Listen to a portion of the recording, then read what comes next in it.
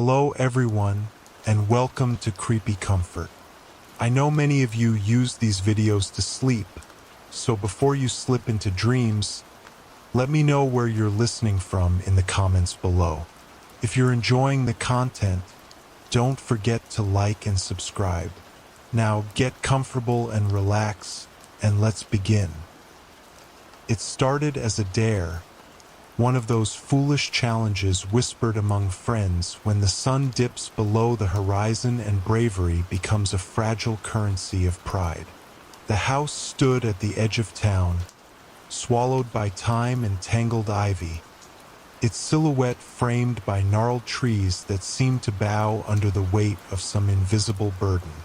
Locals called it the Barlow House, though no one remembered a Barlow ever living there. The stories about the house varied in the details but always came back to the same chilling refrain. A long-ago tragedy, a family who vanished overnight, and the unsettling whispers reported by anyone foolish enough to get too close. Naturally, it was irresistible to us. My friends and I had gathered near the house that night, our courage bolstered by the anonymity of the dark. Ethan, always the ringleader, was the one who had suggested the dare. "It's simple," he'd said, grinning like he wasn't scared out of his mind. "One of us goes in, stays for 15 minutes, and comes back out. Easy." The lot had fallen to me. Now, as I stood at the rusted gate, flashlight in hand, I felt every ounce of bravado drain from me. The gate groaned as I pushed it open, the sound slicing through the stillness like a warning. Behind me, my friends lingered at the edge of the property, their nervous chatter fading into silence as I crossed into the overgrown yard. The house loomed ahead, its windows like empty sockets staring into the void. The front door hung slightly ajar, swaying gently in the night breeze. For a moment, I thought I heard something, a faint, almost imperceptible murmur, but I dismissed it as the wind threading through the cracked boards. I climbed the creaking steps to the porch, each footfall sending vibrations through the brittle wood. The air grew colder as I approached the door, the chill sinking into my skin like icy needles. I hesitated, my hand hovering over the handle, and then, with a deep breath, I stepped inside. The interior was worse than I'd imagined. The flashlight's beam cut through the darkness, illuminating peeling wallpaper and furniture draped in white sheets that looked like forgotten ghosts. A thick layer of dust coated everything, muffling the air with a faint, acrid smell. 15 minutes, I whispered to myself, my voice trembling. That's all. I ventured further, my footsteps muffled by the grime-coated floorboards. The house felt alive in a way I couldn't quite explain. The walls seemed to breathe, the shadows shifting as though they were watching me. Then I heard it, a whisper. It was faint at first, barely distinguishable from the creak of the house settling. But as I froze, straining to listen, it became clearer. Words. "Help me." The voice was soft, almost childlike, and it seemed to come from everywhere at once. My throat tightened as I swept the flashlight around the room, finding nothing but empty corners and the oppressive weight of the dark. I told myself it was just my imagination, a trick of nerves and adrenaline. But as I moved deeper into the house, the whispers grew louder, more insistent. "Help me. Please." The voice led me to a door at the end of the hallway, its surface scarred with deep, jagged scratches. My heart pounded as I reached for the doorknob, the metal icy against my palm. The door swung open with a low groan, revealing a staircase spiraling down into the basement. The air that wafted up was damp and heavy, carrying the faint scent of earth and decay. "Nope," I muttered, stepping back. But the whispers didn't stop. They grew louder, echoing up from the darkness below. "Help me. You have to help me." Against every instinct screaming at me to leave, I descended the stairs. Each step felt like a descent into another world, the air growing colder and heavier with every breath. At the bottom, the flashlight illuminated a small, dirt-floored room lined with shelves of crumbling jars and rusted tools. In the center of the room stood a single wooden chair, its surface darkened with what looked like old, dried stains.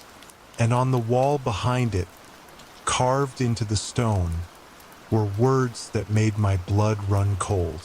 "Do not listen to the whispers." I turned to run, but the basement door slammed shut above me with a deafening bang. Panic surged through me as I raced up the stairs, only to find the door wouldn't budge. The whispers were all around me now, overlapping voices speaking in a language I couldn't understand. My flashlight flickered, the beam dimming as shadows pressed in from every corner. "Let me out!" I screamed, pounding on the door. The whispers fell silent, and then I felt it, a hand on my shoulder. I spun around, the flashlight falling from my grasp and plunging the room into darkness. The faint glow of the fallen light revealed a figure standing in the center of the room. It was small, childlike, but its features were obscured by shadow. "Help me," it said, its voice warped and echoing. I backed away, my heart hammering in my chest. "What do you want?" The figure tilted its head, stepping closer. Its movements were jerky, unnatural, as though it were a puppet on invisible strings. "You came to the house," it said, the words dripping with malice. "You heard the whispers. Now you belong to them." The flashlight flickered one last time and went out completely, plunging me into total darkness. I felt the air shift around me, the whispers returning in a deafening cacophony. When I woke, I was outside, lying in the overgrown yard with my friends standing over me. Their faces were pale, their voices frantic as they asked what had happened. I didn't answer, couldn't. The last thing I remembered was the figure's face or lack of one. I left the house that night, but it didn't leave me. The whispers followed me, a constant murmur at the edge of my hearing. They grew louder in the quiet moments, in the dead of night, reminding me that I hadn't escaped. I'd heard them, and now they would never let me go. Now let's move on to story 2. When I was 9 years old, my family moved to a small lakeside town nestled deep in the mountains. It was the kind of place where time seemed to crawl, where the water mirrored the sky so perfectly that you could forget what was real and what was a reflection. The lake was the town's centerpiece, a vast, glassy expanse surrounded by towering pines. But there was something about it that never felt right. Even in the summer, when children splashed in the shallows and families picnicked along the shore, the air around the lake felt heavy, charged with an unspoken tension. Locals rarely spoke about it, but if you listened closely, you'd catch fragments of their whispered warnings. "The lake keeps what it takes," or "Don't stay in the water too long." At the time, I thought it was just small-town superstition. But I was wrong. It was late one August evening when the first real sign of trouble came. My older brother, Adam, had dared me to go swimming after dark. He was 16, reckless and charming in a way that made everyone adore him, but he had a mean streak when it came to me. "You're not scared, are you?" he teased, his grin gleaming in the moonlight. I wanted to say no, to prove I wasn't the coward he thought I was. So, without another word, I waded into the water, shivering as the cold seeped into my bones. The lake was eerily still that night. The surface was so smooth it seemed unnatural, as though something beneath it was holding its breath. "Go out further," Adam called from the shore. I hesitated, glancing back at him, but his mocking laughter spurred me on, and I swam out until the shore was just a dark blur behind me. The water was colder out here, darker. That's when I felt it. Something brushed against my leg, soft, almost tentative, like a hand testing the edge of a curtain. I froze, my breath hitching. "Adam?" I called, my voice trembling. There was no answer. The second touch was firmer, more deliberate. It wrapped around my ankle with a cold, slimy grip and pulled. I screamed, kicking wildly, but whatever it was held tight. The water churned around me as I fought to stay afloat, my lungs burning with the effort. For one terrible moment, I was certain I was going to be dragged under. And then, just as suddenly as it had started, it stopped. I didn't wait to find out what had let me go. I swam back to the shore as fast as I could, collapsing onto the sand in a trembling heap. "What happened?" Adam asked, his bravado gone. I couldn't speak. All I could do was stare at the water, where ripples spread across the surface like echoes of something unseen. After that night, I avoided the lake. But Adam didn't. He mocked me for being scared, calling me chicken every chance he got. And when I warned him about what had happened, he just laughed. "You probably got caught on a branch or something," he said. "You're such a baby." But I knew it wasn't a branch. The days turned to weeks, and the memory of that night began to fade, until the day Adam disappeared. It was a crisp September morning when it happened. Adam had gone out fishing with some friends, promising to bring back a haul big enough for dinner. He never came home. The search lasted for days. Boats combed the lake, and divers plunged into its depths. But there was no sign of him, not even a scrap of clothing or a broken fishing pole. It was as though the lake had swallowed him whole. In the years that followed, I tried to move on. My parents left the town soon after Adam's disappearance, but I stayed, unable to let go of the lake's hold on me. I told myself it was grief, that I just needed closure. But deep down, I knew it was something else. The whispers started a year after Adam vanished. At first, I thought they were my imagination, a trick of the wind or the creak of the old dock. But they grew louder, more distinct, until I couldn't ignore them anymore. They came at night, rising from the water like a ghostly chorus. "Help us," they said, their voices soft and mournful. "Please, don't leave us." I tried to block them out, stuffing pillows over my ears and cranking up the volume on my radio, but it didn't work. The whispers seeped into my dreams, haunting me with fragmented images of faces distorted by water and hands reaching for the surface. Eventually, I gave in. It was a moonless night when I returned to the lake, armed with nothing but a flashlight and the determination to uncover the truth. The whispers guided me to the old dock, their voices rising and falling like the tide. The air was heavy with the scent of wet earth, and the water glistened like black oil under the beam of my flashlight. I knelt at the edge of the dock, peering into the depths. "Who are you?" I whispered. "What do you want?" The water rippled, and for a moment, I thought I saw something. Faces staring up at me from the depths, their eyes wide and unblinking. "Help us," they said again. "Set us free."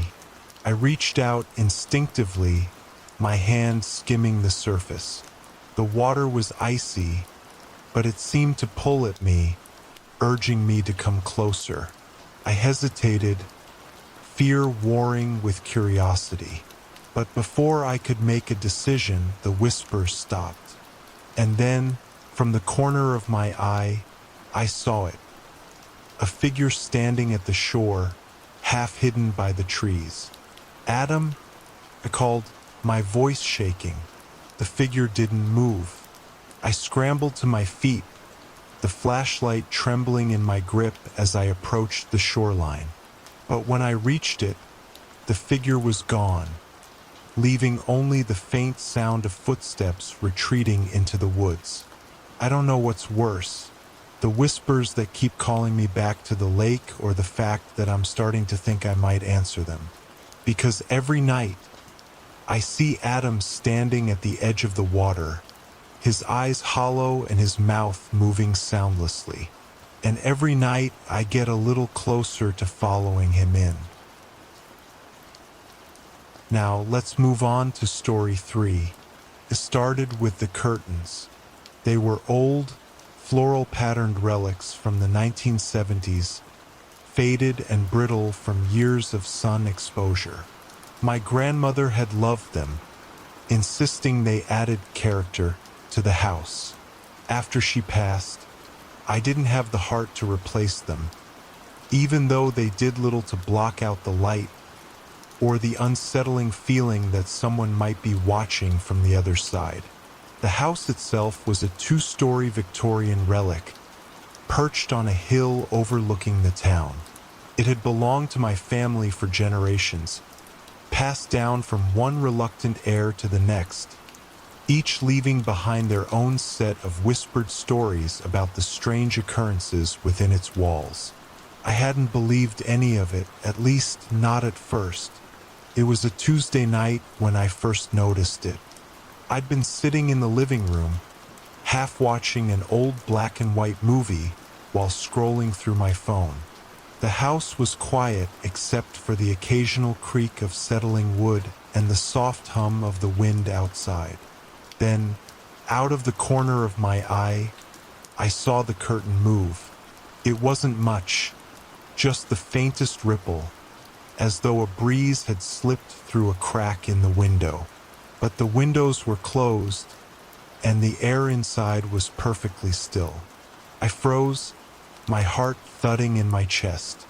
Slowly, I turned to look, half expecting to see nothing but my own reflection in the glass. But there was something, a shape. It was faint, almost imperceptible, but unmistakably there. An outline of a figure standing just beyond the glass, motionless and watching. I blinked, and it was gone. For the next few days, I convinced myself it had been a trick of the light, a combination of shadows and my overactive imagination. But the feeling of being watched lingered, crawling under my skin like a persistent itch I couldn't scratch. It wasn't just the window anymore. I'd catch glimpses of movement in the mirrors, fleeting shadows that disappeared when I turned my head. At night, I'd wake up to the sound of faint tapping, soft, deliberate knocks that seemed to come from inside the walls. And always, there was the sensation of eyes on me, following my every move. I decided to call my friend Claire. She'd always been the rational one, the kind of person who could talk you down from a ledge with a single, no-nonsense sentence. "It's probably just the house settling," she said when I described the noises. "Old places like that make all sorts of weird sounds." "And the figure at the window?" I asked, my voice tinged with desperation. Claire hesitated. Could have been a reflection, or maybe someone passing by outside. Her words were comforting in the moment, but they didn't explain why the figure had been standing on the second floor. That night, the tapping started again. I lay in bed, staring at the ceiling as the sound moved from one corner of the room to the other, rhythmic and deliberate.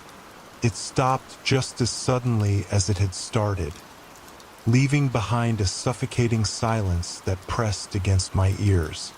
I was on the verge of falling asleep when I heard it. A whisper.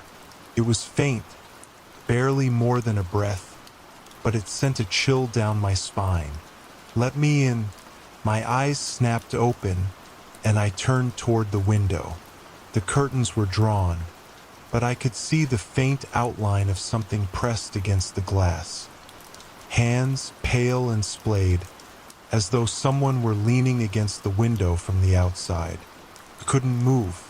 My body was frozen in place, every muscle locked in fear as the whisper came again, clearer this time. "Let me in." The next morning, I decided I'd had enough. I drove into town and bought a new set of blackout curtains, determined to block out whatever was out there. I spent the afternoon hanging them, feeling a small sense of relief as the heavy fabric swallowed the light. But that night, the whispers grew louder. "Let me in." They came from the walls now, from the mirrors, from the dark corners of the house where the shadows seemed to pulse and writhe. I tried to ignore them, pulling the covers over my head like a child hiding from a monster. But the whispers didn't stop. They became a chant, a rhythmic plea that echoed through the house. "Let me in, let me in, let me in." By the third night, I was unraveling. I hadn't slept in days, and the boundaries between reality and nightmare were beginning to blur. I started to see things in the daylight, figures in the corner of my eye, reflections that lingered too long in the mirrors. And always there was the watcher in the window. The new curtains didn't keep it out. If anything, they made it worse. I could feel its presence on the other side, pressing against the glass, waiting. I began to wonder if it had ever been outside at all. The breaking point came on the fifth night. I woke to find the curtains drawn back, the window open, and the cold night air filling the room. Standing in the center of the room was a figure, tall, thin, and shrouded in shadow. Its head tilted toward me, and though its face was obscured, I could feel its eyes boring into mine. "Let me in," it whispered, though it was already inside. I didn't scream, couldn't. My voice was caught in my throat, strangled by the weight of its presence. The figure stepped closer, its movements unnaturally smooth, like a film played in slow motion. I scrambled backward, my hands fumbling for something, anything, to defend myself. My fingers closed around the edge of a lamp, and I swung it with all my strength. The figure shattered like glass, fragments of darkness scattering across the room. For a moment, the house was silent, and then, from every corner, came the whispers. "Let us in." I left the house that night and never went back. But sometimes, in the quiet moments just before sleep, I still hear them. "Let us in," and I wonder if one day I'll let them. Now let's move on to story 4. It wasn't marked on the blueprints.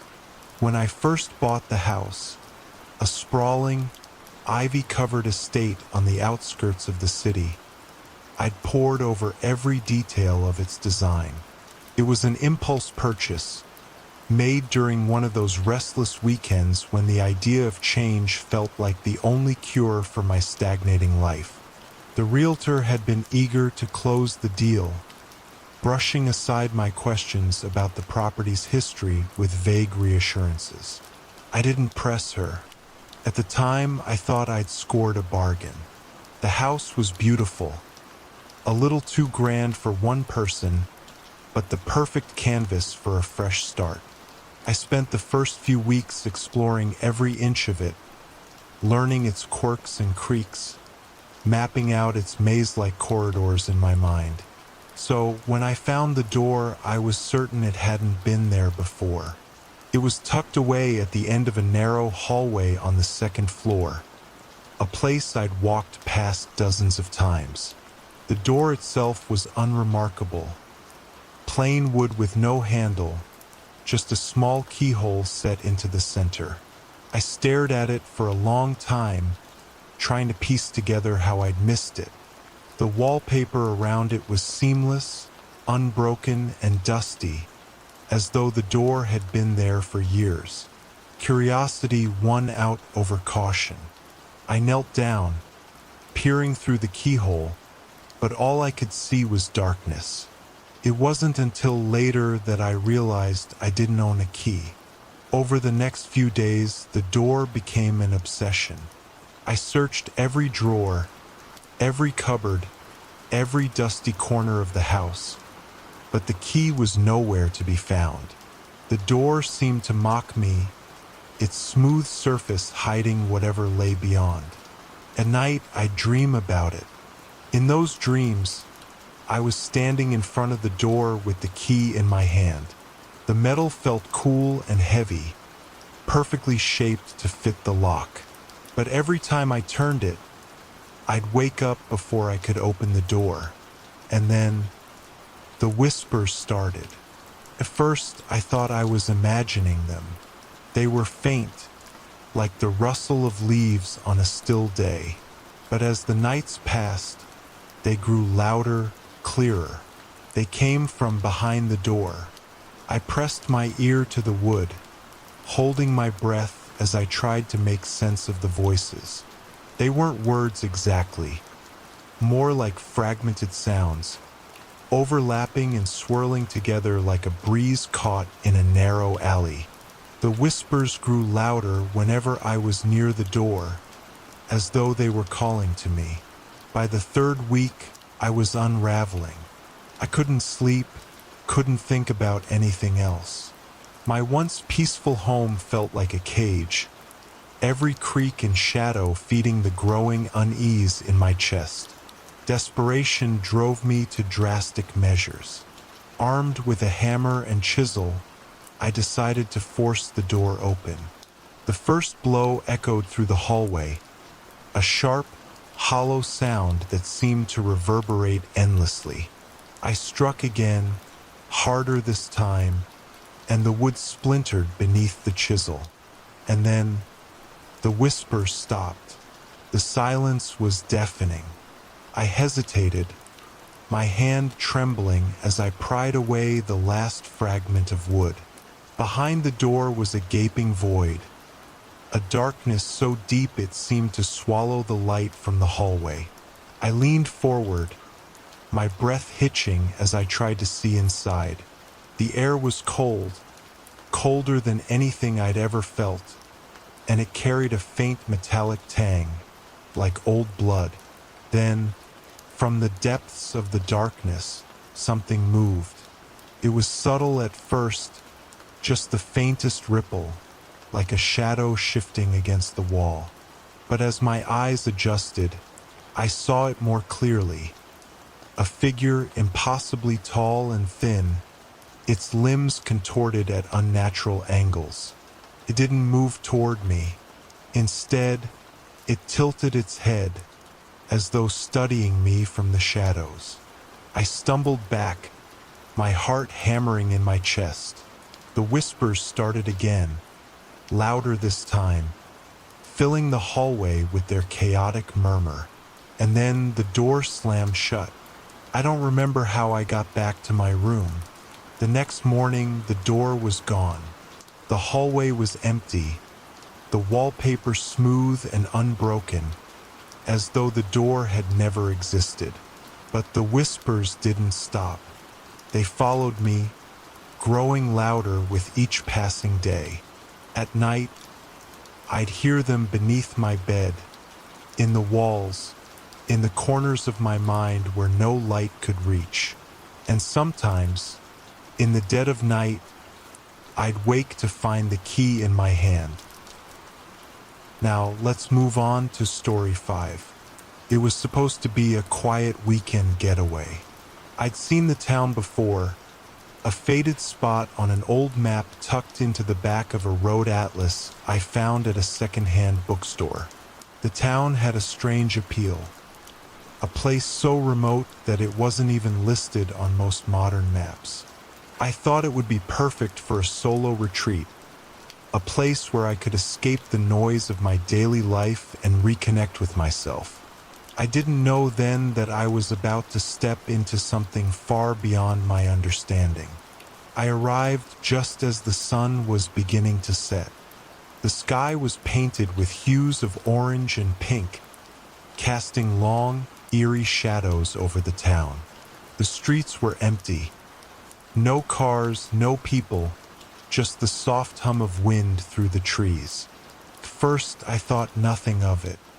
Maybe it was a sleepy town, one of those places that shut down after the workday ended. But as I walked down the main street, something felt off. The houses, though weathered and old, looked untouched, frozen in time. The windows were covered with thick layers of dust, and the doors were locked tight, but there were no signs of neglect. It was as though the residents had simply disappeared. I stopped in front of a shop with a faded sign hanging above the door. Lila's Market. The windows were cracked, and the paint on the door frame was peeling. But what struck me was the silence. No sound, no movement from within. I reached for the door handle, unsure why I felt compelled to do so, but before I could touch it, I heard it. A low, almost imperceptible sound. It was an echo, distant and hollow, like something had been left behind, resonating in the space. I took a step back. The noise grew louder, a faint scratching sound, followed by a soft tapping, like fingernails on wood. It was coming from inside the shop. My heart raced as I took a hesitant step forward, pressing my ear to the door. The sound stopped, and then, without warning, the door swung open on its own. Inside, the air was thick with the scent of decay, but there was something more, something unsettlingly familiar. The room was exactly as I imagined it would be, shelves lined with cans of food and boxes of trinkets, all coated in the same thick dust. But it was the sound that drew me in, the echo still lingering in the air, like a whisper from the past. I stepped cautiously inside, my footsteps muffled on the worn floorboards. The shop seemed empty, but the longer I stood there, the more I felt as though I wasn't alone. It was then that I saw it. A mirror. At the far end of the room, a large, tarnished mirror hung crookedly on the wall. Its surface was cracked, as though it had once been shattered and hastily repaired. But what caught my attention wasn't the mirror itself. It was the faint movement behind it. The figure. I blinked and rubbed my eyes, convinced I was seeing things. But when I looked again, the figure was still there. It was a person, a woman dressed in what looked like old-fashioned clothes. She was standing motionless, her hands clasped in front of her, staring directly at me. But she wasn't reflected in the mirror. She stood just behind it, like a shadow that had slipped between the cracks of time. I stepped closer, my breath shallow. The tapping sound came again, this time louder and more insistent. I reached out, my fingers brushing the surface of the mirror. The moment my skin made contact, the sound stopped, and the room fell silent once more.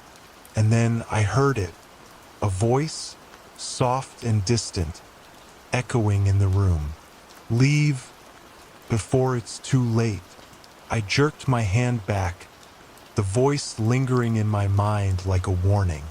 I turned to leave, but as I did, I felt something cold brush against my arm.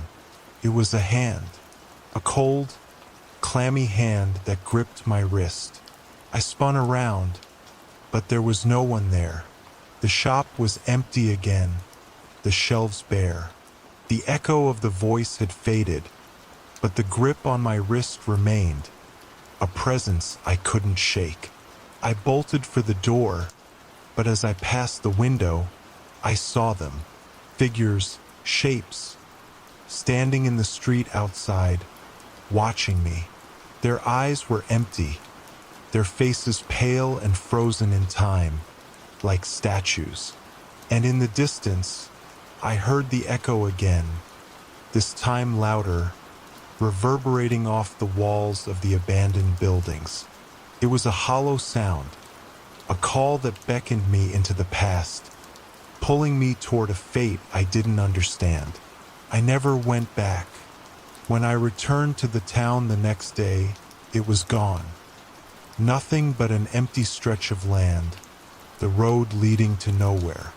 I searched for hours, but the place had vanished, swallowed by the earth.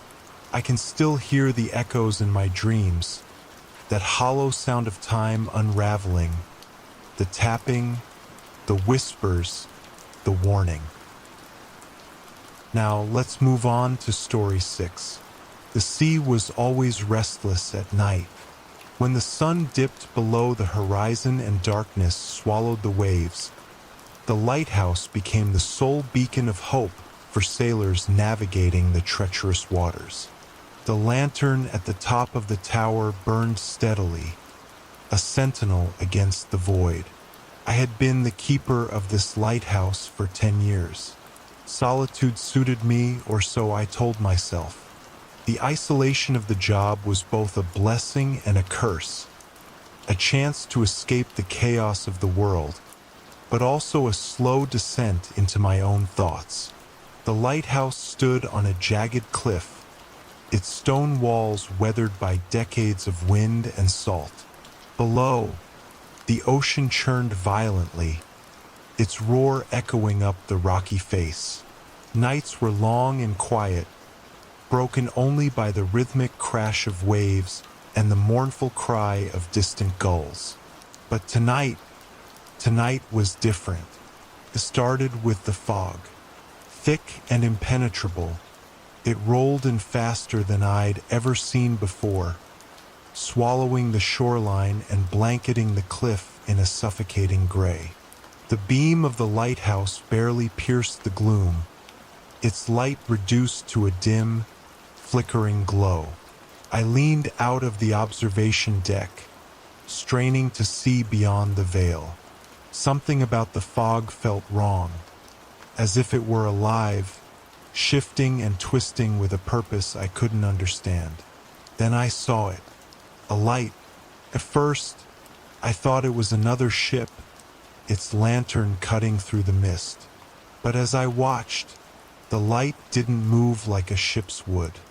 It was steady, unwavering, and far too close to the shore. It hung low, just above the water, bobbing slightly as if carried by an unseen hand. A cold shiver ran down my spine. It wasn't unusual for fishermen or small boats to get lost in the fog. But this light, it felt different, felt wrong. I grabbed the spyglass from the shelf and trained it on the glowing orb. Through the fog, I could just make out a figure, a man holding a lantern. He was standing on the water. I blinked, certain my eyes were playing tricks on me. But when I looked again, he was still there, his silhouette sharp against the swirling mist. He didn't move, didn't waver, as though he were waiting for something or someone. A low, rhythmic knocking echoed through the lighthouse. I froze, the spyglass slipping from my hand and clattering to the floor. The sound wasn't coming from the door or the windows. It was deeper, resonating from the walls themselves. Knock, knock, knock. It grew louder, more insistent, until it felt like the entire tower was shaking. And then it stopped. I stumbled down the spiral staircase, my boots clanging against the iron steps. The air inside the lighthouse had turned cold, colder than the night should have been. My breath came out in pale puffs, and the walls felt damp and slick to the touch. When I reached the base, the front door was wide open. I knew I had locked it. Beyond the threshold, the fog loomed, thick and heavy, pressing against the doorway like a living thing.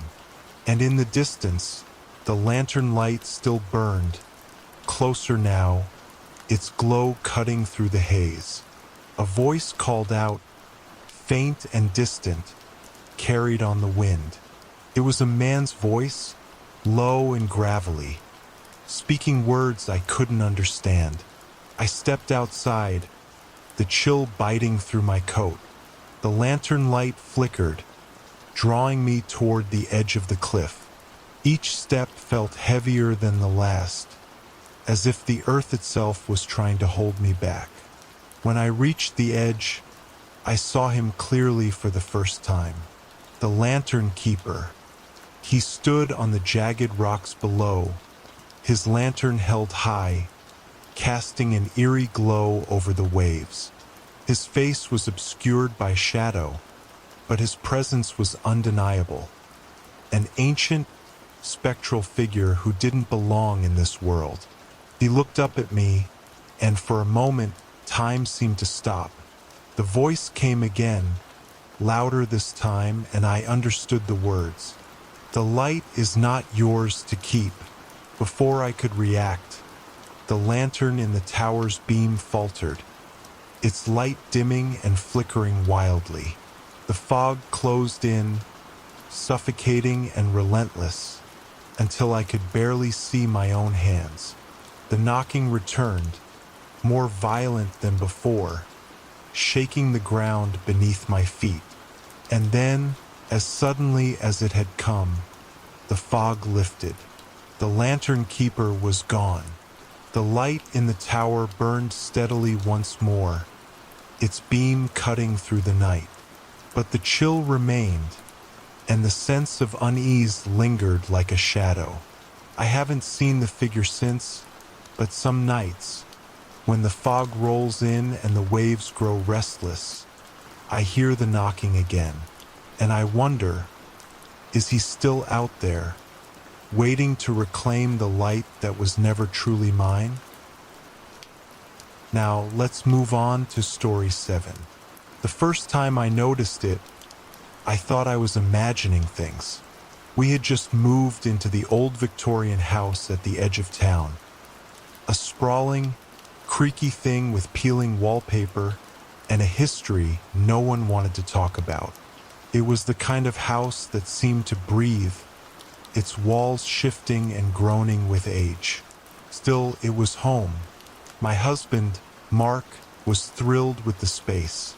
So much character, he'd said, running his hands over the ornate wooden banisters. Our daughter, Lucy, loved the massive backyard, with its overgrown hedges and half-collapsed gazebo. For me, it was the quiet. After years in the city, the stillness of the countryside felt like a balm. But then, the door appeared. It was on the second floor at the end of the hallway. The first time I saw it, I was coming back from the bathroom late at night. The hallway was dark, lit only by the faint glow of the moon filtering through a window. I could have sworn the wall at the end of the hall was bare when we moved in, just faded wallpaper and a few cracks. But now there was a door. It was old and warped, the paint peeling around the edges. A small brass knob gleamed faintly in the dim light. I stood there for a moment, confused. Had I simply not noticed it before? When I tried the handle, it wouldn't budge. The next morning, the door was gone. Mark was in the kitchen making coffee when I brought it up. "Are you sure?" he asked, raising an eyebrow. "Maybe you were just tired." I frowned, but let it go. Maybe he was right. Moving was exhausting, and the house had a way of playing tricks on your senses. But a part of me couldn't shake the feeling that I'd seen it. That night, I stayed awake, waiting. It reappeared at exactly 3:13 a.m. I had been lying in bed, staring at the ceiling, when I heard it. A soft, almost imperceptible creak, like footsteps on the old floorboards.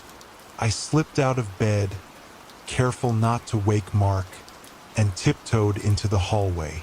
The door was there again, exactly where I'd seen it the night before. This time I was prepared. I'd brought a flashlight, and as I approached, I ran the beam over the wood. The surface was scratched and dented, as though something had tried to claw its way through. I reached for the knob, my hand trembling, turned. The door swung open with a low groan, revealing a dark, empty room. The air inside was cold, far colder than the rest of the house. The beam of my flashlight barely penetrated the gloom, but I could just make out the outlines of furniture. A chair, a small table, and a mirror hanging on the far wall. The mirror caught my attention. It was massive, taking up nearly the entire wall, its surface strangely polished and clean despite the dust that covered everything else.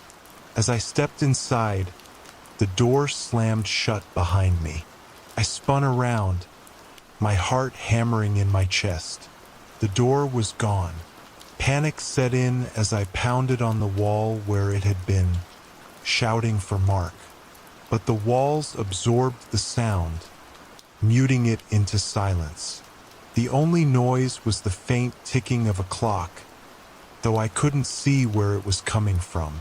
When I turned back toward the mirror, I froze. My reflection wasn't moving.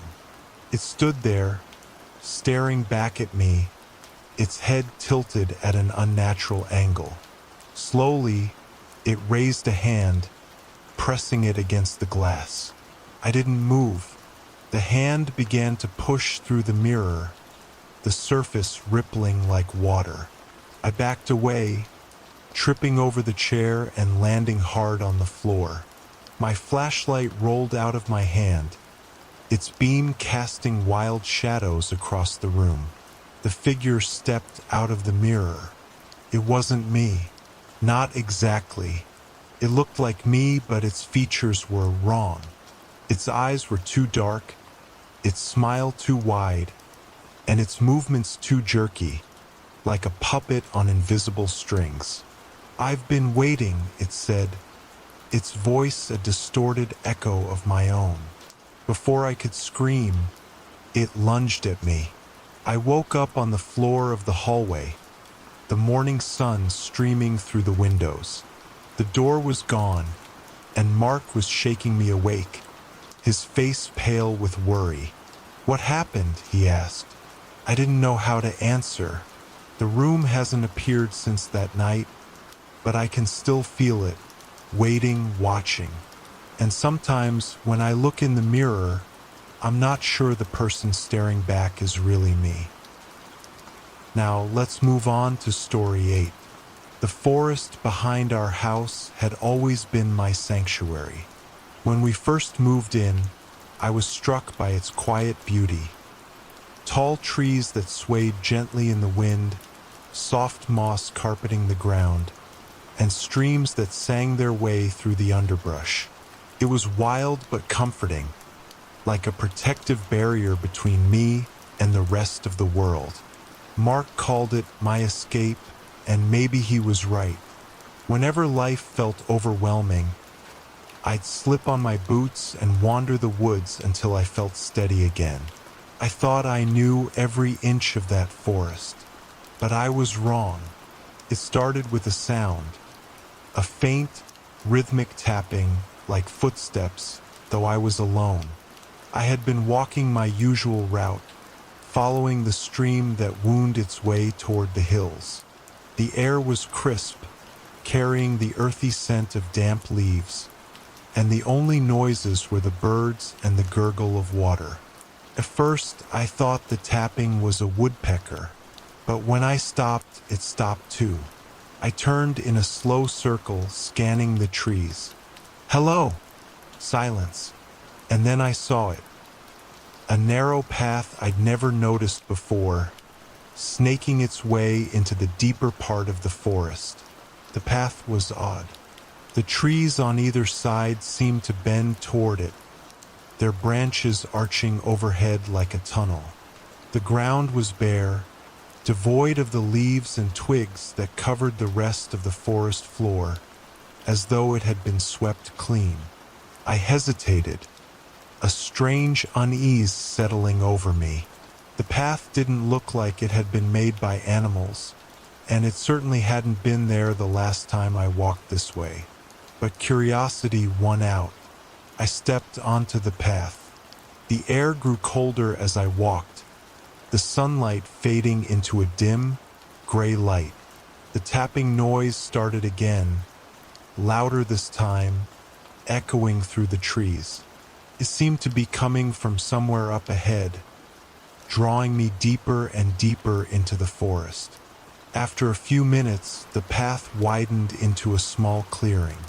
At its center was a stone marker, weathered and cracked, with strange symbols carved into its surface. I reached out to touch it, and the moment my fingers brushed the stone, the forest went silent. The stillness was suffocating.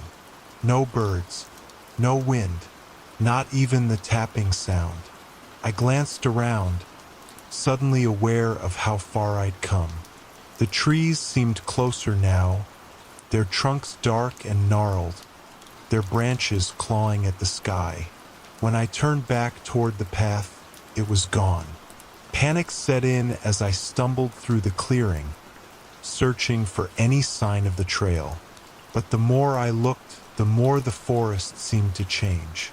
The trees shifted, their shapes twisting and warping in the dim light. Shadows moved where there shouldn't have been any, and the ground felt soft and spongy under my feet. And then I saw it, a figure standing just beyond the trees watching me. It was tall and thin, its body draped in tattered fabric that fluttered in an unseen breeze. Its face was obscured by shadows, but I could feel its gaze, heavy and cold, boring into me. "Who's there?" My voice sounded small, swallowed by the forest. The figure didn't move. Instead, it raised a hand and pointed toward the stone marker. The symbols on the stone began to glow, faint at first, then brighter, casting the clearing in an eerie greenish light. I felt a strange pull, as though the stone was calling to me, drawing me closer. When I looked back toward the figure, it was gone.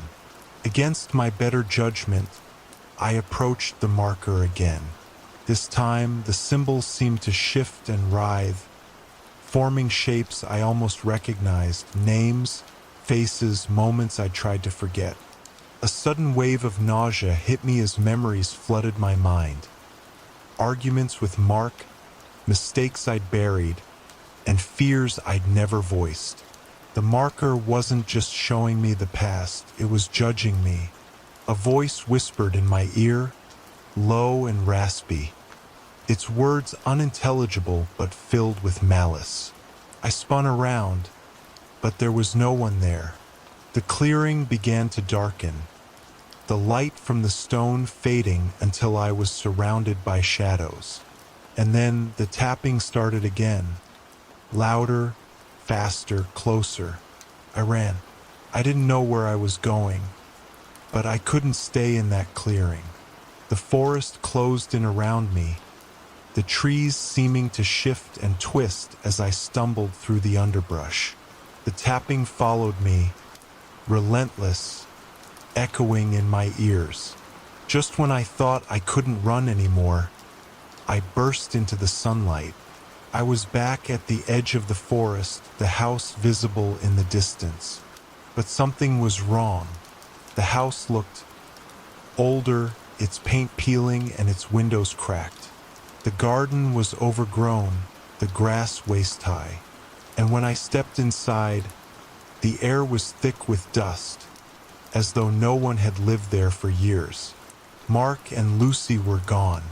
In their place were photographs I didn't recognize of me, standing in the clearing, staring at the stone marker.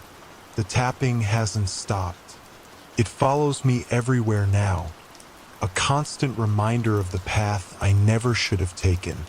And sometimes, when I look out the window, I see the figure standing at the edge of the forest, waiting.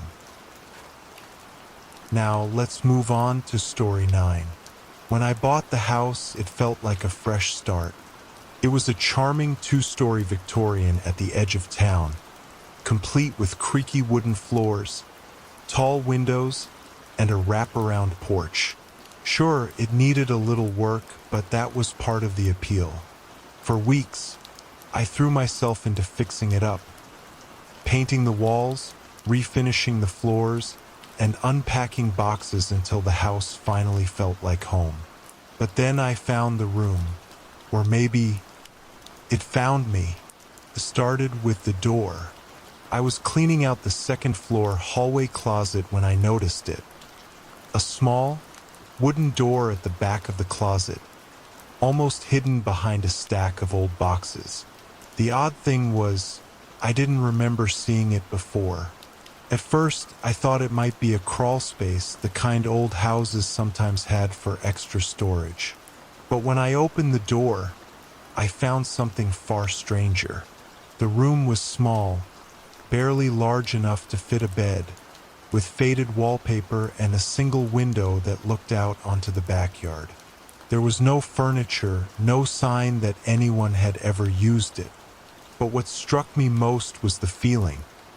A strange, electric hum in the air, like the room was alive. I stood there for a moment trying to make sense of it. How had I not noticed this before? I'd been through every inch of the house during the renovations, and there hadn't been any sign of a hidden room. And yet, here it was. I decided to leave it alone for the time being. But that night, as I lay in bed, I couldn't shake the feeling that something was off. The house was too quiet, the kind of silence that presses against your ears and makes you hyper-aware of every creak and rustle. And then, just as I was drifting off to sleep, I heard it, a faint sound, like a door opening. I bolted upright, my heart racing. For a moment, I thought I'd imagined it. But then I heard it again, a soft creak, followed by the sound of footsteps, slow and deliberate, moving down the hallway. Grabbing my phone for light, I crept out of bed and into the hall. But when I reached the closet, the door to the hidden room was closed. The next morning, I decided to investigate.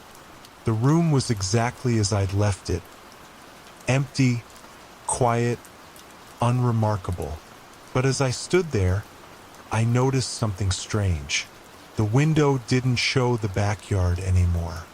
Instead, it looked out onto a foggy, barren landscape, one that stretched endlessly in all directions. I blinked, and the backyard was back. I tried to push the incident out of my mind, chalking it up to exhaustion. But over the next few days, the room started changing. The wallpaper began to peel, revealing strange symbols etched into the walls. The air grew colder, and the faint hum I'd felt before turned into a low, rhythmic thrum that seemed to echo through the house. And then there were the noises, soft whispers that seemed to come from nowhere and everywhere all at once. One night, I woke to find the door wide open. The whispers were louder now, urgent and insistent, pulling me toward the room. I told myself not to go in, but my feet moved on their own, carrying me across the threshold. The moment I stepped inside, the door slammed shut behind me. The room was no longer empty. The walls were covered in writing, words that seemed to shift and writhe as I tried to read them. The air was thick with the scent of decay, and the window no longer showed the backyard. It was a mirror, reflecting a distorted version of myself. And in the center of the room stood a figure, its face obscured by shadows. The figure spoke, its voice low and resonant, filling the room like a storm. "You shouldn't have come." Before I could respond, the mirror shattered, and the shards flew toward me. I covered my face, bracing for impact, but when I opened my eyes, I was back in my bedroom. The room was gone. The closet was empty, the door to the hidden room nowhere to be found. For weeks, I tried to convince myself it had been a dream. But late at night, when the house grows silent, I can still hear the whispers, and sometimes I feel the electric hum in the air, like the room is waiting for me to find it again. Now let's move on to story 10. Windows are supposed to connect us to the world outside. They let in light, fresh air, and a sense of openness. But for me, they've become something else entirely. Now every window feels like a trap, a frame for something waiting just beyond the glass. It all started last winter, on a night I'd give anything to forget. I live alone in a modest apartment on the edge of the city. It's not much, but it's mine, and I've always liked the sense of solitude it provides. That night, the wind howled outside, and snow blanketed the streets. I had just settled onto the couch with a blanket and a cup of tea when I noticed it.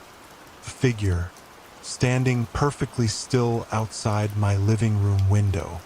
At first, I thought it was a trick of the light. The figure was faint, barely visible against the snow, but it was there, tall and motionless, its features obscured by shadow. I froze, my breath catching in my throat. My apartment is on the 3rd floor. There's no balcony, no ledge, no way for anyone to be standing there. I blinked, and the figure was gone. For a moment, I sat there, trying to convince myself I'd imagined it. Maybe it was just a reflection or a shadow from the streetlights. But deep down, I knew better. Over the next few days, I couldn't shake the feeling that I was being watched. Every time I walked past a window, I felt it. That prickling sensation at the back of my neck, like someone's eyes were following me. I started keeping the curtains drawn, but even then, I couldn't escape the feeling. At night, I'd hear faint tapping on the glass, rhythmic and deliberate, as if it were trying to lure me closer. One night, I decided to confront it. The tapping started around midnight, soft at first but growing louder with each passing minute. Gripping a flashlight, I walked to the living room window and yanked the curtains open. Nothing, just the empty street below, bathed in the glow of the streetlights. I sighed, feeling both relieved and foolish. But as I turned away, I caught it in the corner of my eye, a shadow, flitting past the window. Things escalated quickly after that. No matter where I was, the figure would appear. At work, I'd glance out the window and see it standing across the street, its head tilted as if watching me. At the grocery store, it would be there, reflected in the glass doors of the freezer aisle. Once, I even saw it in my bathroom mirror, standing just outside the frosted window. I stopped sleeping. Every time I closed my eyes, I'd dream of the figure.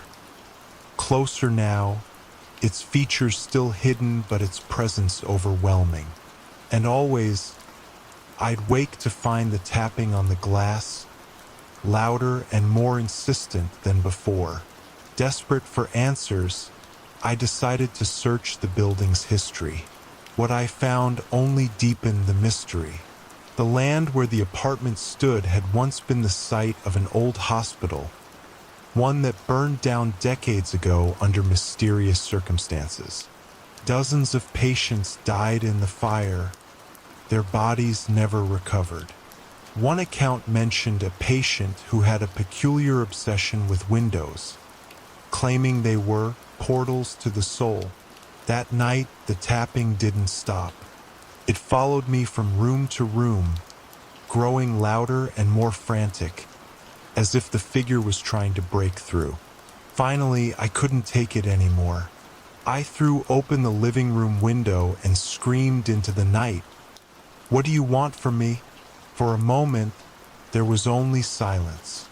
Then, a voice, a low, raspy whisper, answered from the darkness. "You let me in." The next morning, the figure was gone, but something else had taken its place. Now, every time I look in a mirror, I see it, standing just behind me, watching, and when I turn around, there's nothing there. Now, let's move on to story 11. The house creaked like it was alive. When I first moved in, I chalked it up to age. A house that old had to settle, right? That's what the realtor said when she handed me the keys with a smile too wide to be sincere. "It has character," she said. "You'll love it here. Perfect for someone looking for a quiet retreat." Quiet wasn't the word I'd use. The house was anything but silent.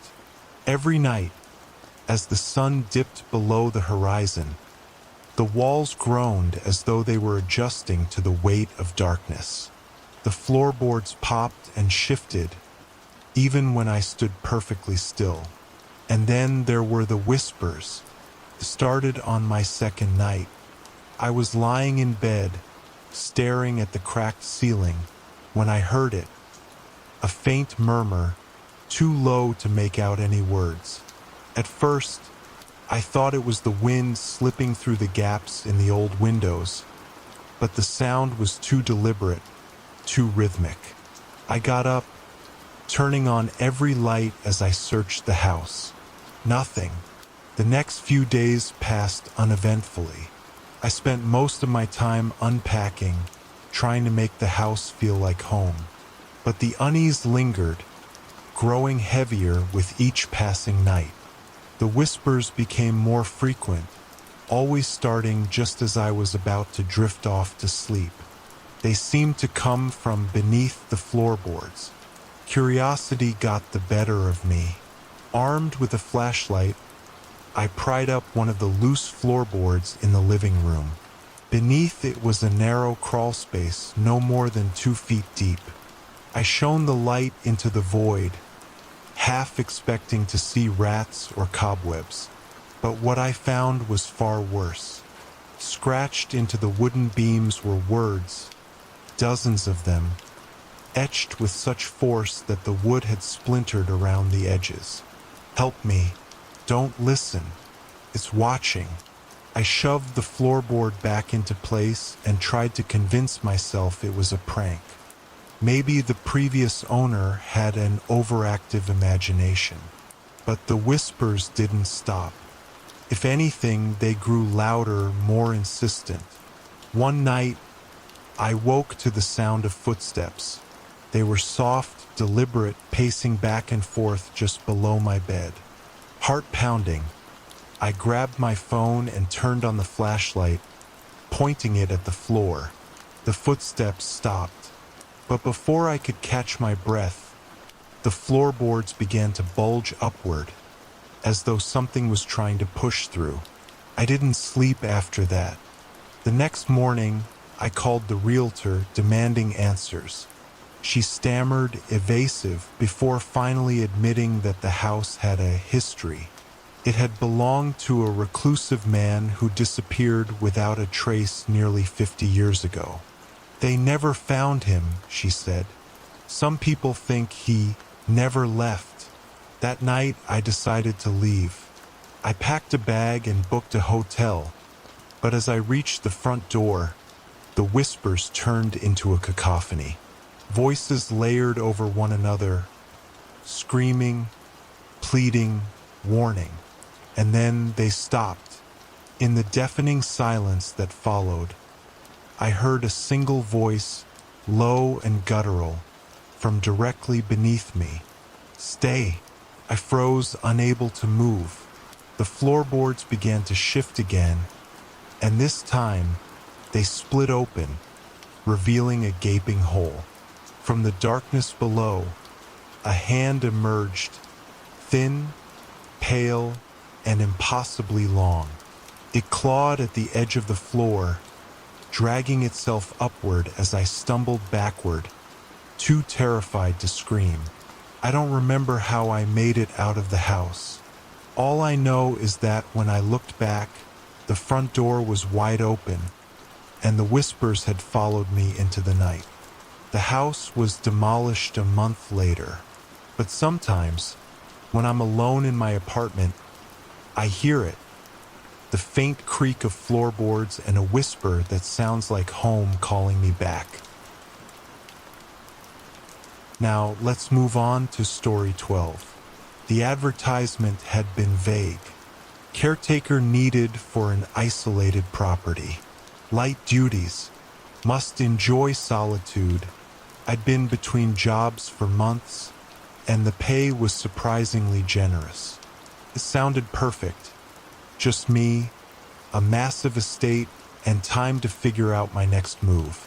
What they failed to mention was the silence.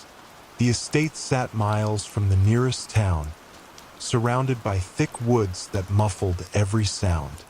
Even the wind seemed hesitant to disturb the stillness. The house itself was enormous. A sprawling Victorian mansion with turrets, ornate woodwork, and windows like dark eyes that never stopped watching. The owners had left me a key and a set of instructions. They were traveling abroad for an indefinite period, and my job was simple. Maintain the grounds, keep the house tidy, and make sure it stayed secure. Don't go into the east wing, the note added. No explanation. At first, I didn't mind the quiet. I spent my days exploring the house, marveling at its faded grandeur. The furniture was covered in white sheets, and every step I took echoed through the empty halls. But at night, the silence became oppressive. I would lie awake, staring at the high ceiling of the master bedroom, straining to hear anything. Anything to prove I wasn't entirely alone. And then one night I did. It started with the sound of footsteps. Soft, deliberate, and unmistakable. They echoed down the hallway outside my door. I sat up, my heart pounding, and listened. The footsteps stopped just outside my room. "Hello!" I called out, my voice trembling. There was no reply. The next morning, I convinced myself it had been my imagination. But when I opened the door, I saw it. Muddy footprints leading down the hall and disappearing into the east wing. I should have called someone, maybe even packed up and left. But curiosity got the better of me. I followed the footprints to a door at the end of the hall. It was locked, but as I pressed my ear against it, I thought I heard a faint humming sound, like a low, monotonous tune. Over the next few nights, the footsteps became a regular occurrence. They always stopped outside my room, lingering for a moment before retreating back into the east wing. I started leaving the lights on, hoping they would scare off whoever or whatever was out there. But the footsteps continued, unaffected. And then, one night, they didn't stop. The doorknob rattled. I froze, clutching the blanket like it could protect me. The rattling grew more frantic, accompanied by the faint sound of breathing on the other side of the door. And then, just as suddenly as it started, it stopped. The next morning, I found the door to the east wing slightly ajar. Inside, the air was heavy and cold, carrying a faint metallic smell. The hallway was lined with portraits, their eyes following me as I ventured deeper. At the end of the corridor was a small room, almost like an office. On the desk was a single object, a journal. I flipped through it, my hands trembling. The entries were written in a hurried, almost frantic scrawl. It watches me. I hear it at night. It knows I'm here. I can't leave. It won't let me. The final entry was smudged, the ink smeared as though written in a hurry. I am the caretaker now. I slammed the journal shut and turned to leave, but the door to the room was no longer open. Behind me, I heard the soft creak of footsteps. When I woke, I was lying on the cold floor of the East Wing hallway. The journal was gone, and so was the door to the small room. I stumbled back to my room, packed my things, and drove away from the estate without looking back. But as I pulled onto the main road, I glanced in the rearview mirror. Standing in the doorway of the mansion was a figure dressed in black, motionless, watching me leave. Weeks later, I received a letter from the owners of the estate. They thanked me for my service and informed me that my position was no longer needed. At the bottom of the letter, in a handwriting I didn't recognize, were 4 words: "You are the caretaker." Now let's move on to story 13. When I found the house, it seemed perfect. It wasn't much. A modest 2-bedroom cottage on the outskirts of town, but it was affordable, quiet, and had that kind of charm you can't fake. The previous owner had passed away, and the real estate agent seemed eager to offload it. "There's just one thing," she said, hesitating. "You might notice some quirks." I should have asked more questions. The first week was uneventful. I spent my days unpacking, arranging furniture, and settling into the rhythm of my new life. The house was old, and it creaked and groaned like it was alive, but I didn't mind. Then one night, I woke up thirsty. As I walked down the hall toward the kitchen, I froze. The door to the guest bedroom was on the wrong side of the hallway. I stood there for what felt like an eternity, staring at the door. I hadn't been drinking. I wasn't sleep deprived. And yet, I was absolutely certain that the guest bedroom had been on the left side of the hall when I went to bed.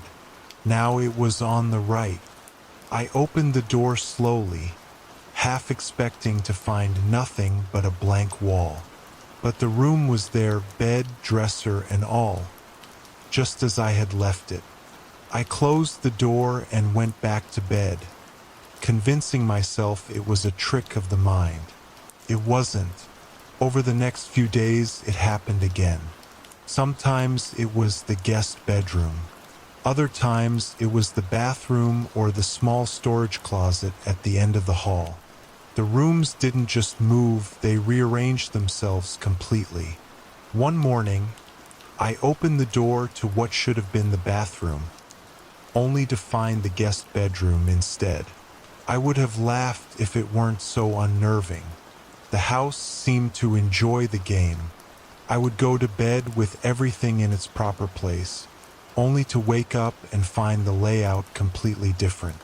What scared me most was how quickly I started to adapt.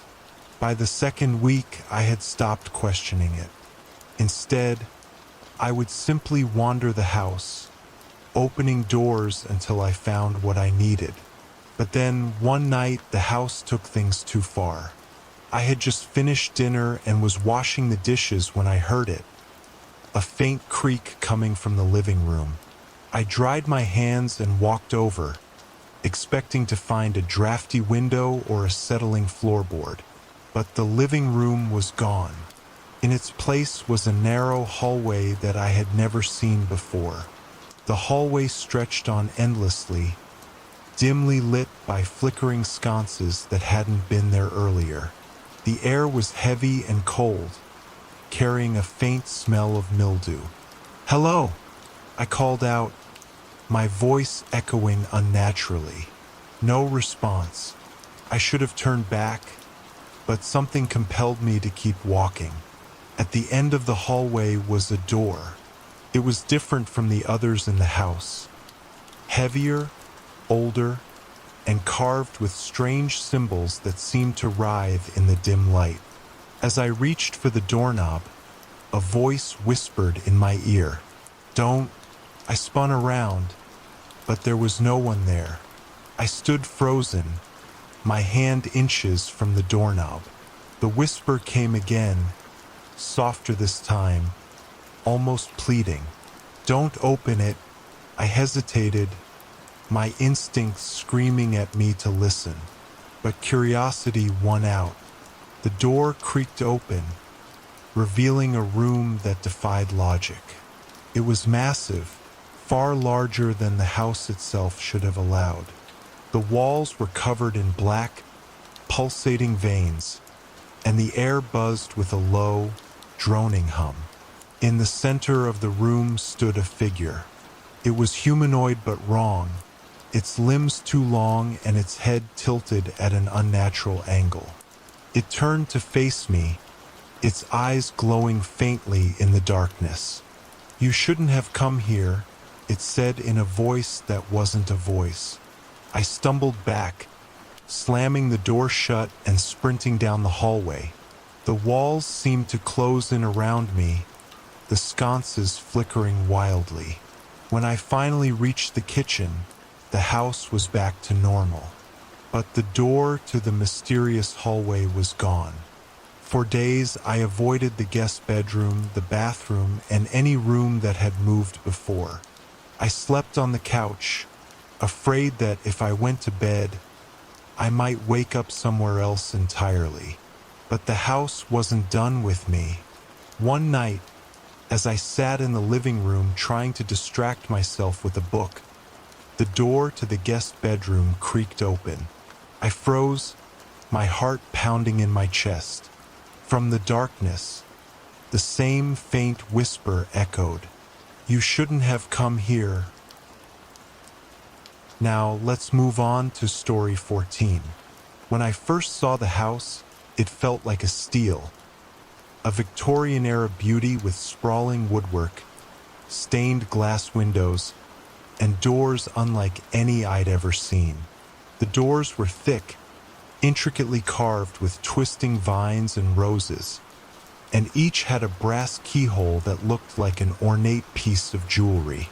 The real estate agent mentioned they were original to the house, but something about them felt wrong. I couldn't explain it, but from the moment I moved in, those keyholes seemed to follow me. At first, I brushed it off as paranoia. Moving into an old house can be unsettling. Every creak and groan feels amplified, and shadows linger a little longer than they should. But then I started noticing things. Every time I passed a door, I felt like someone was watching me. Started small. I'd catch movement out of the corner of my eye, just a faint flicker, gone before I could focus on it. At night, I'd hear faint rustling sounds, as if someone was shifting their weight just beyond the door. And then there were the keyholes. They were so small, so easy to ignore, but they seemed to glimmer. One evening, curiosity got the better of me. I knelt in front of the door to the study and peered through the keyhole. At first, all I saw was darkness, but then a faint shape emerged. A pale, rounded surface that looked like skin. It moved slightly, as if adjusting itself to look back at me. I jerked away, my heart racing. From that moment, the feeling of being watched became unbearable. I started covering the keyholes with tape, but the sensation didn't go away. In fact, it got worse. The sounds grew louder, and sometimes I'd swear I heard breathing, soft and shallow, coming from just behind the doors. I told myself it was just the house settling, but deep down I knew better. One night, as I lay in bed, I woke to the sound of scratching. It was faint at first, like a mouse scuttling inside the walls, but then it grew louder, closer. I sat up, my chest tightening as the sound moved from the hallway to my bedroom door. It stopped suddenly, and I held my breath, listening. Then came a whisper. Look, I didn't want to. Every fiber of my being screamed at me to stay in bed, to ignore it. But something compelled me to move. I crept toward the door, my hands trembling as I reached for the tape covering the keyhole. Peeling it away felt like tearing open a wound. I hesitated, then knelt and pressed my eye to the tiny opening. What I saw still haunts me. A single bloodshot eye stared back at me, unblinking. It was too close, the lashes brushing against the brass edges of the keyhole. And then it blinked. I stumbled back, my heart pounding so loudly I thought it would burst. The whispers didn't stop after that. Every night they grew louder, more insistent. Look, look. Sometimes I'd hear laughter, soft, childlike giggles that echoed through the house. I started sleeping with the lights on, but it didn't help. The shadows seemed to dance around the edges of the room, always just out of reach. One night, I decided I'd had enough. I called a locksmith and asked him to replace every door in the house. When he arrived, he examined the first door carefully, his expression darkening. "These are old," he said, running his fingers over the carvings. "You don't see craftsmanship like this anymore." I didn't care. "Can you get rid of them?" He nodded, but something in his eyes told me he wasn't sure it was a good idea. The doors were heavy, and it took hours to remove them all. When the last one was gone, I felt a wave of relief. For the first time in weeks, the house was quiet. But that night, I woke to the sound of laughter. It was louder now, echoing through the empty door frames. And then came the scratching. I grabbed my phone and turned on the flashlight, scanning the room. The walls were bare, the floorboards silent. But then I saw it. Tiny holes like pinpricks scattered across the walls. And from each one, I felt the unmistakable sensation of being watched. I didn't wait to see what would happen next. I packed a bag and left that night, abandoning the house and everything in it. But even now, in my new apartment, I can't escape the feeling. Every time I pass a door, I swear I see something move, just beyond the keyhole. Now let's move on to story 15. When I first saw the stones, I thought they were just another anomaly, an odd formation in an otherwise ordinary quarry. I'd been sent there to survey the site for a mining company, tasked with determining if there was anything valuable beneath the surface. The quarry was vast and barren, its jagged walls cutting into the earth like scars. But in the center, standing in a tight cluster, were the stones. They were smooth and black, gleaming faintly despite the overcast sky. Something about them drew me in. I approached cautiously, my boots crunching over loose gravel. The stones were unlike anything I'd ever seen. They were perfectly cylindrical, about waist-high, and arranged in a circular pattern. The air around them felt different, heavier, almost electric. As I reached out to touch one, a sharp, high-pitched sound pierced my ears.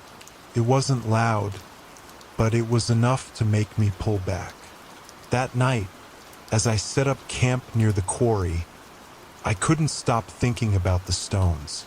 I reviewed my notes and photos, but they didn't capture the strange pull I'd felt standing among them. As the sun set, the quarry transformed. Shadows stretched long and deep, and the stones seemed to glow faintly, as if they were absorbing the last light of day. I told myself it was just my imagination, but deep down, I knew better. The whispers started just after midnight. At first, they were faint, like the rustle of leaves in the wind. But as the hours passed, they grew clearer, more insistent. They didn't sound human, more like a chorus of voices, overlapping and distorted. I couldn't make out what they were saying, but the tone was unmistakable, urgent and angry. I tried to ignore them, but sleep was impossible. Every time I closed my eyes, I felt a presence, something pressing against the edges of my mind, trying to force its way in. By morning, I was exhausted, but the whispers had stopped. I convinced myself it was just the wind, or maybe the stress of the job. But when I returned to the stones, I noticed something I hadn't seen before. There were markings on them, intricate carvings that seemed to pulse faintly in the light. They weren't there the day before. I was certain of it. I traced one with my finger, and a chill ran through me. The carving felt warm, as if the stone was alive. As I stepped back, the whispering returned, louder this time. I turned, expecting to see someone behind me, but I was alone. Over the next few days, the whispers followed me everywhere. They were in the wind, in the creak of my tent, even in the hum of my equipment. I started hearing words, disjointed and garbled, but unmistakably there. Leave, gone hours. The stones were trying to tell me something, but I couldn't understand. One night, as I lay in my tent, the whispers grew deafening. It felt like they were inside my head, clawing at my thoughts. I stumbled out into the cold night, clutching my ears, but the noise only grew louder. The stones were glowing now, their carvings pulsating with an eerie light. And then I saw them. Figures, tall and shadowy, emerged from the stones. Their forms were indistinct, like smoke caught in a beam of light, but their presence was overwhelming. They didn't move toward me. They simply stood there, watching, and then, in unison, they spoke. "You do not belong here." Their voices were a cacophony, each word layered with 1,000 tones. I tried to run, but my legs wouldn't move. The ground beneath me seemed to shift, pulling me closer to the stones. The figures reached out, their hands, or what passed for hands, hovering just above my skin. A wave of cold washed over me, and everything went black. When I woke, it was daylight, and the stones were gone. The quarry was empty, as if they had never been there. But the whispers, they hadn't left. Even now, weeks later, I hear them in the quiet moments, growing louder with each passing day. I don't know what they want, but I'm afraid I'll find out soon. Now, let's move on to story 16. When I inherited my grandfather's belongings, I didn't expect to find anything unusual. After all, he had lived a quiet life in a small town, filled with nothing but books, antiques, and memories of his years as a traveling artist. Among the collection of old paintings, worn books, and dusty furniture, one item caught my attention: the mirror. It was large, framed in ornate, gilded wood, with intricate carvings that seemed to twist and wind around the edges. The glass was streaked with age, and the frame had a faded, almost sickly gleam. I didn't think much of it at first. It was just a mirror, after all. But when I went to clean it, something strange happened. The first time I wiped the glass, I noticed a figure in the reflection. I froze. There, standing behind me, was an old man. I whipped around, heart pounding, expecting to see my grandfather, or at least someone in the room. But there was nothing. It wasn't just the figure that unsettled me. It was the way the reflection moved. In the mirror, the old man smiled faintly, his eyes gleaming with an eerie awareness. He wasn't a reflection of me or the room, but something else. I tried to convince myself it was just the glass, distorted, aging with time. But the feeling stuck with me. The next few nights, I couldn't sleep. Every time I walked past the mirror, I'd catch a glimpse of the old man's reflection, standing there, unmoving but always present. I decided to cover the mirror, hoping it would ease my growing unease. But when I lifted the cloth the next morning, the reflection had changed. The old man was no longer standing still. He was leaning toward the glass, his face pressed against it, as though he were trying to reach me. His eyes, once gentle, were now dark, voids that seemed to pull me in. His mouth stretched wide in a grotesque smile, his lips curling back to reveal yellowed teeth. I stumbled back, my heart racing, and the reflection did the same. It mirrored every movement I made, but with a delay, like it was watching me instead of the other way around. I couldn't take it anymore. I had to know what was happening. I reached out to touch the mirror's surface. The moment my fingers made contact with the glass, I felt a coldness that cut straight to my bones. And then I saw it. A flash of movement, something shifting just out of sight. Before I could pull my hand away, the reflection of the old man's hand reached out and grasped mine. Felt like a vice, cold and unyielding. I tried to yank my hand free, but the old man's grip tightened, pulling me forward.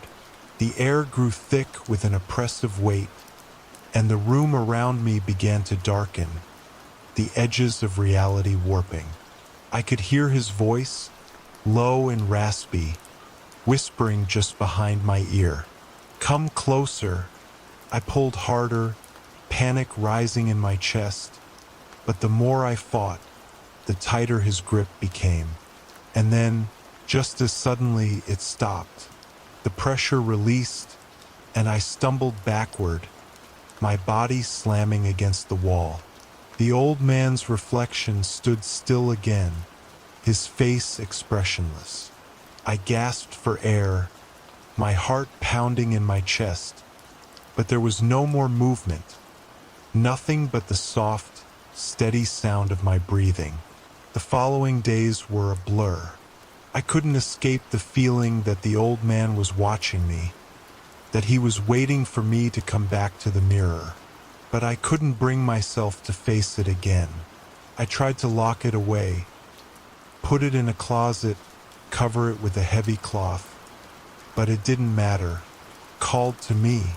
One evening, unable to stand the tension any longer, I finally approached the mirror once more.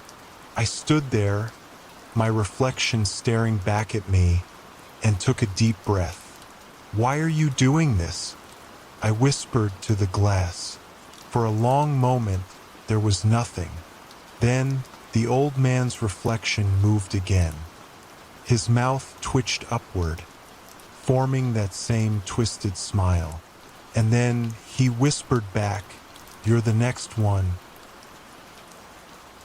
Now, let's move on to story 17. We had been searching for the perfect house for months. Something quiet, isolated, away from the noise of the city. When we found it, I thought we had finally found what we were looking for. The house sat on the edge of a small, forgotten town, tucked away behind a dense forest.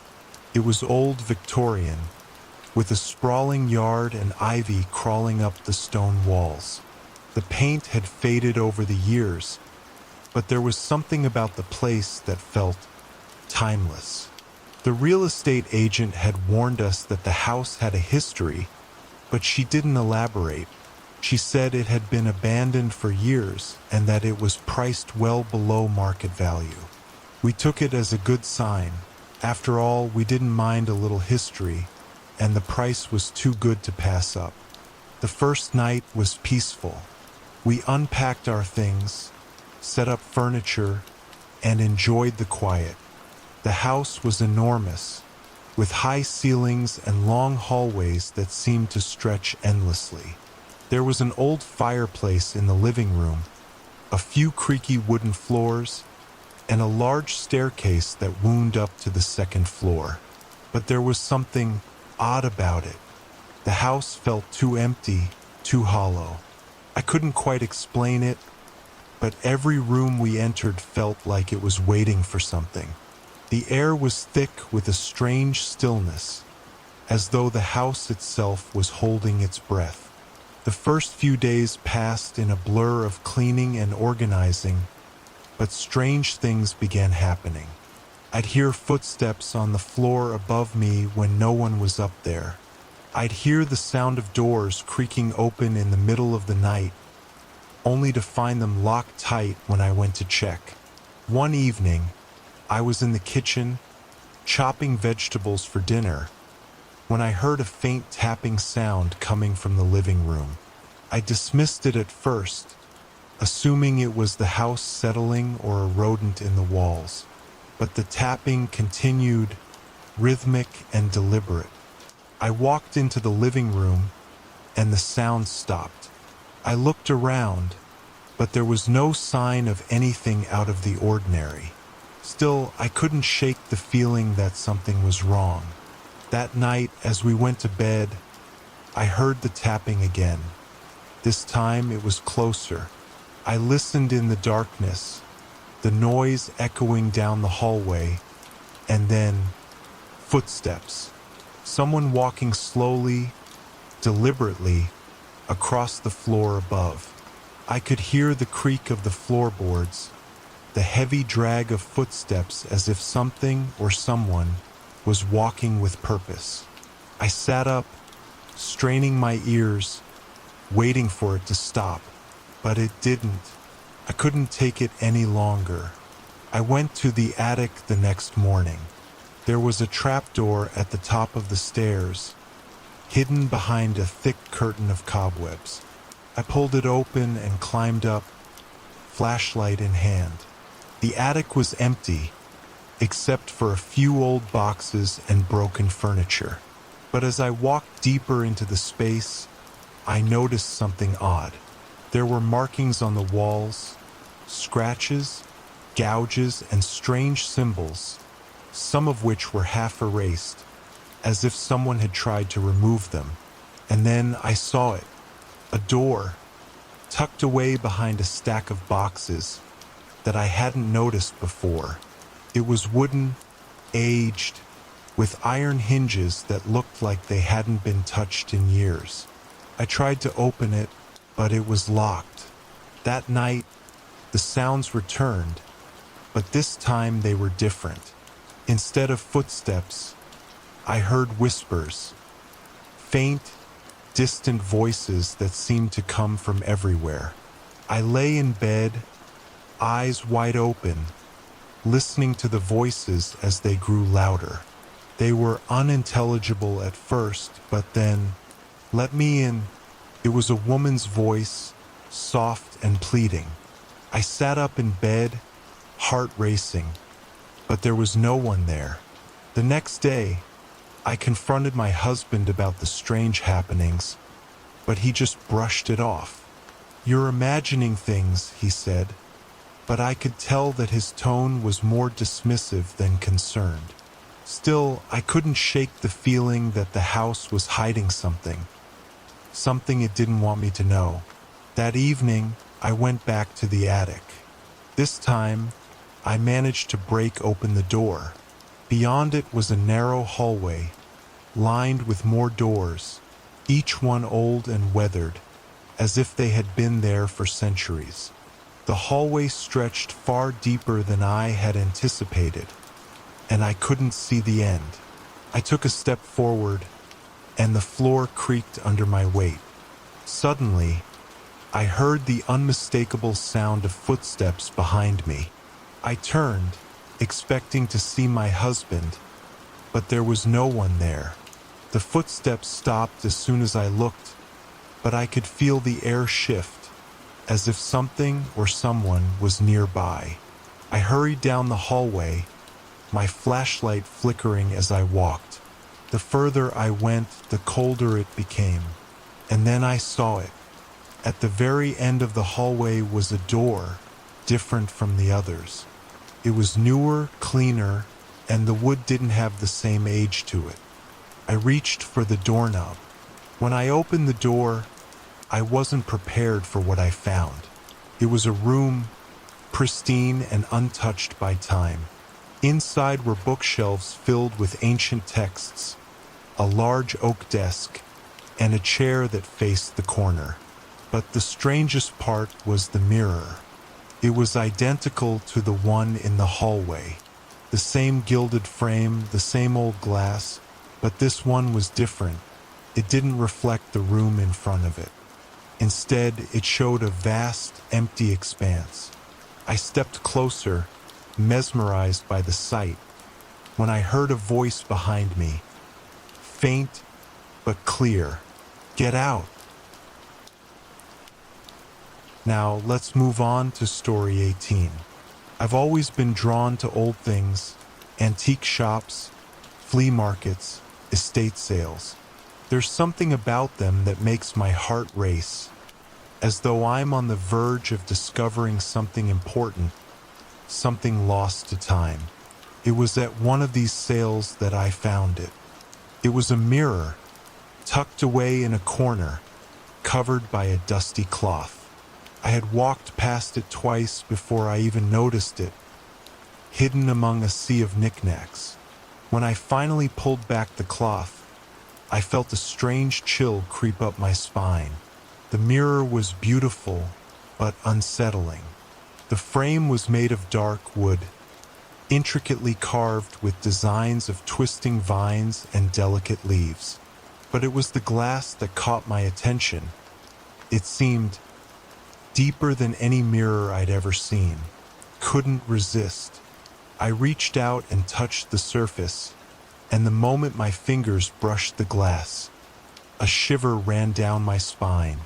I knew I had to have it. The seller was an elderly woman, her hands trembling as she wrapped the mirror in cloth for me.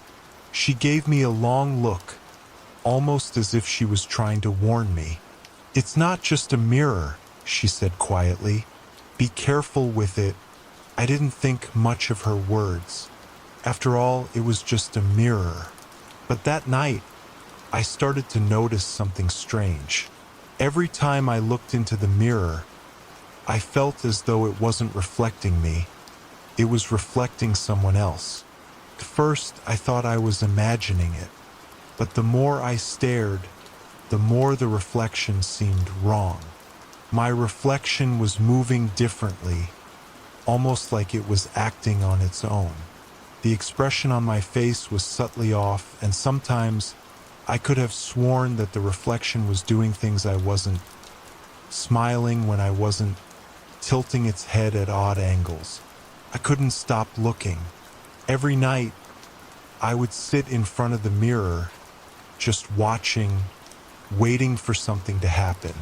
The pull of the glass became stronger each time, as though the mirror was calling to me, urging me to stay. And then one evening it happened.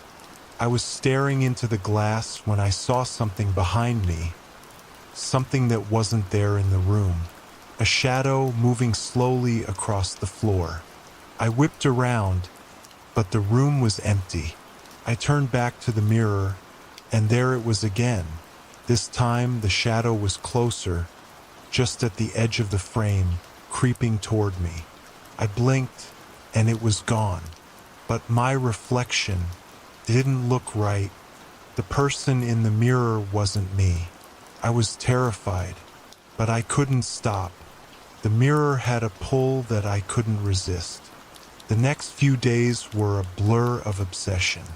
I spent hours in front of it, trying to figure out what was happening. Each time, the reflection grew more vivid, more real. I started to notice that the reflection didn't just mimic me, it started to change me. I would catch glimpses of myself in the mirror, and it seemed like I wasn't there at all.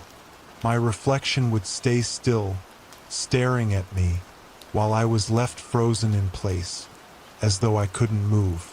Then came the night when it finally spoke. I was sitting in front of the mirror, my eyes locked on the image staring back at me, when I heard a voice, soft, breathy, almost a whisper. "Come closer." The reflection was smiling, but it wasn't my smile. I didn't want to move, but I couldn't stop myself. It felt like the mirror was reaching into my soul, pulling me toward it. Slowly, I stood and stepped forward. My reflection did the same, but its movements were too slow, too deliberate. It was like it was waiting for me. I took another step, and then the reflection moved without me. It reached out, pressing its hand against the glass, and the surface rippled, like water disturbed by a stone. The mirror bent and twisted, its edges warping in impossible ways. Couldn't look away. I reached out, my fingers trembling as I touched the glass. There was no going back. The moment my hand made contact with the surface, the world around me went dark. I felt myself being pulled forward, the glass bending around my arm, my body, until I was no longer standing in front of it. I was inside. I had crossed into the mirror. I stumbled, disoriented, as the world around me shifted. I was no longer in my apartment. The air was thick with fog, and the ground beneath me felt soft, like damp earth. I turned in a circle, trying to make sense of what was happening, but nothing made sense. Everything around me was dark, almost like a twisted version of my world. The buildings were cracked and broken, the streets empty. I saw myself, but it wasn't me. The other me, my reflection, was standing in the distance, just watching, waiting. I tried to run, but my legs felt heavy, like they were made of lead. The more I tried to move, the harder it became.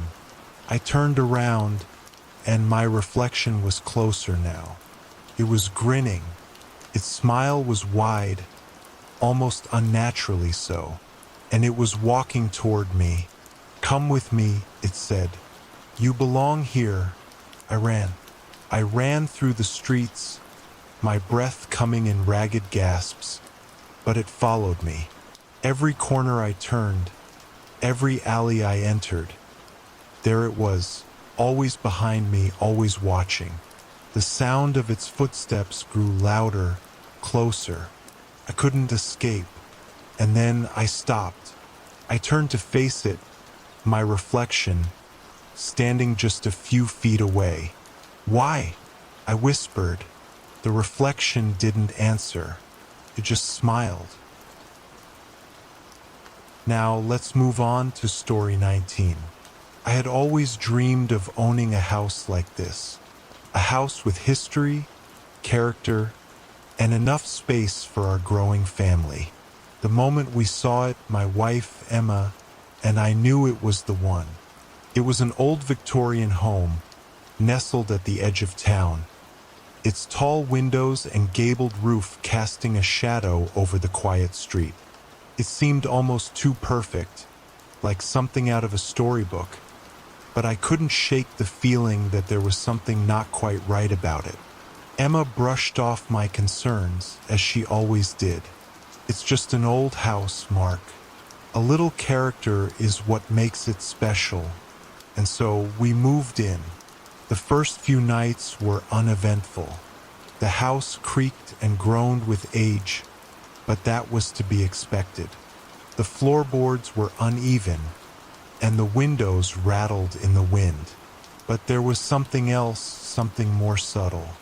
At first, it was just a sound, like the faintest rustling, almost like something shifting beneath the floor.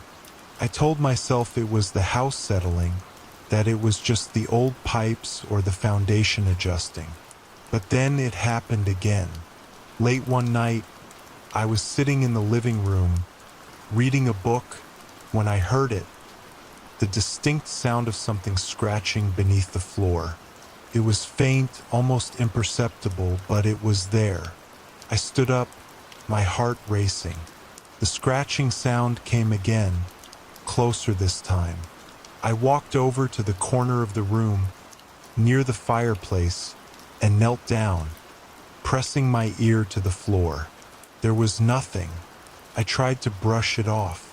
It was just an old house, I told myself. But as I stood up and turned back to the couch, the scratching returned, this time louder. It wasn't just a faint noise anymore. It was deliberate, as if something or someone was trying to get out. The following day, I asked the neighbors about the house. They were friendly enough but kept their distance when the conversation turned to the history of the place. "It's been standing for a long time," one of them said, "a woman named Mrs. Aldridge.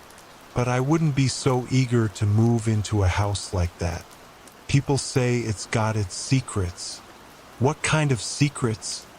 I asked, trying to mask my curiosity. She hesitated before answering, her voice dropping to a whisper. "The house has a history of strange occurrences. People hear things, see things. It's always been that way." I laughed nervously. "Old houses do that, don't they? Creaks and groans, drafts. Nothing to worry about." She didn't seem convinced. "Just be careful.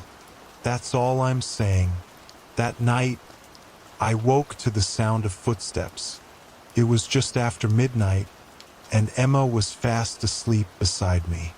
The footsteps were soft at first, like someone walking slowly across the floor above us. I sat up, straining to listen. The footsteps continued, but they didn't sound right. They didn't follow the pattern of a person walking. Instead, it was as if something was dragging across the floor, scraping along the wood. I got out of bed, careful not to wake Emma, and went to investigate. The house was silent now, but the air felt heavy, oppressive. I walked upstairs, the boards creaking beneath my feet. When I reached the top of the stairs, I stopped. The floor was undisturbed, but the feeling of being watched washed over me. I turned the corner into the hallway, and that's when I saw it. A small crack in the floorboards.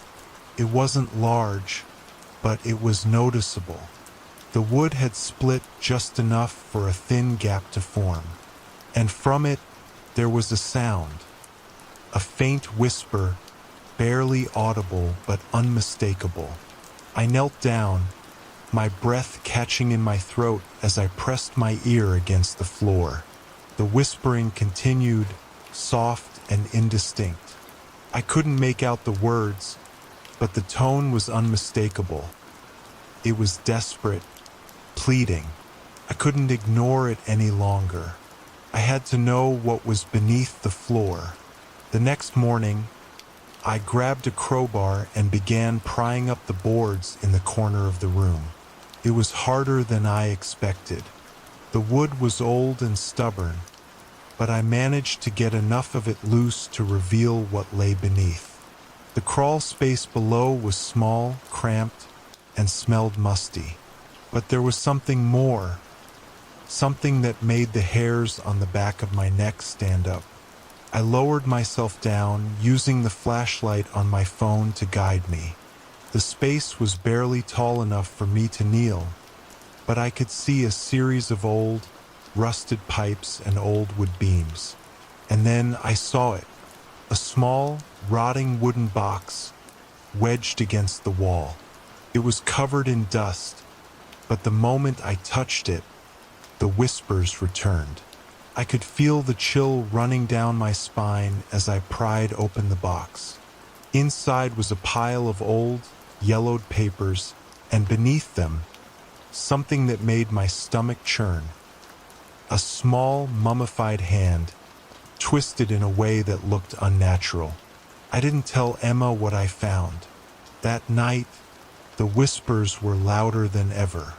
They were no longer just from beneath the floor. They were in the walls, the ceiling, the very air around me. The house was alive and it was angry. I tried to ignore it, but the whispers grew more insistent, more frantic. They were no longer words, they were screams. Pleas for help. I couldn't take it anymore. I had to leave. But when I went to grab our things, Emma was nowhere to be found. The house was silent now, except for the whispers